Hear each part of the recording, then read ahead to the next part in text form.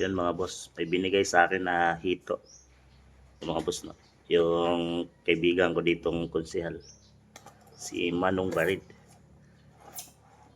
Ayan mga boss, kasing laki, kasing haba ng planggana. Ito yung planggana mga boss. Yan. Nilagay ko siya dito kasi ano kayang masarap na luto nito mga boss. Para maka ano siya, yung mga kinain niyang mga putik, maisukan niya mga boss. So nilagay ko muna dito. Yun ang sabi nila. So mayang hapon natin ito lutuin. Ano kayang masarap na luto dito mga boss.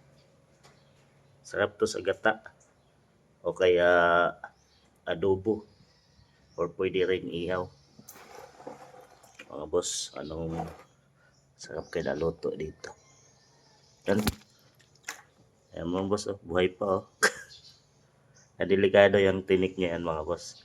Kasi pag natinik ka niyan, talagang masakit. Siguradong maiihi ka dyan sa sakit. Ang buhay pa mga boss. Ano? Haba, saka malaki. Nasa mahigit 1 kilo. Ayan, lutuin natin yan. Mamaya mga boss sa hapon. So, 11 AM na. Siguradong makasuka na yan mamayang hapon. So, anong magandang luto kaya ito? Tingnan lang natin to mamaya mga boss.